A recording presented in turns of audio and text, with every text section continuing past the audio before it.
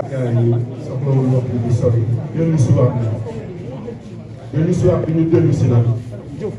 dellu si gàcceel parce que 2021 si dëkkër góor bi li ñu dugg si loolu man maa ngi fi ñëwoon 6h40 du matin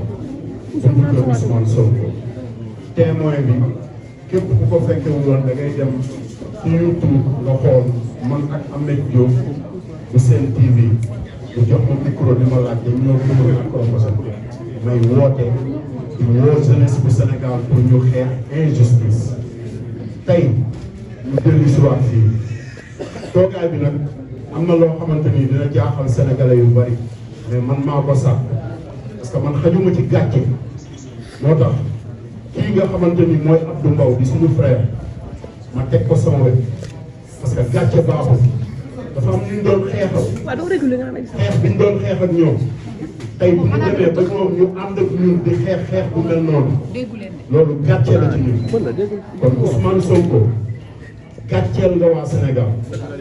toroxal nga jeunesse bi nga xamante ni ñoom ñoo joxe seen bakkan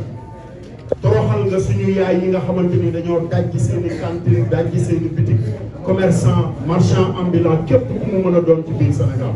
parce que ba ñuy xeexal ñu la woon yow ñun Sénégal lañ doon xeexal te li ñuy xeexal Sénégal mooy liberté d'expression moo ci jiitu muy ci presse bi muy ci askan bi muy ci marchand ambulant bi muy ci dawalkatu sareet bi muy ci maçon bi chauffeuru taxi bi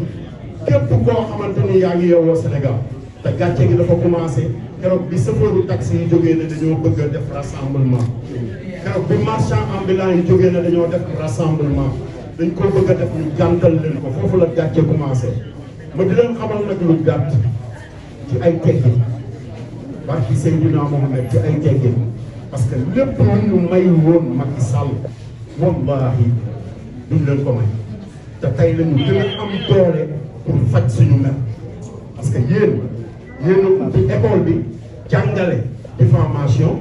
yéen a ubbi école bi jàngale kàddu yi ngeen di bañ a dégg parce que boo demee France dañ lay wax man directement boo demee États-Unis day call you a liar boo ñëwee Sénégal dañ ñuy wax suñu papa yeeg suñu yaay yi bàyyil fenn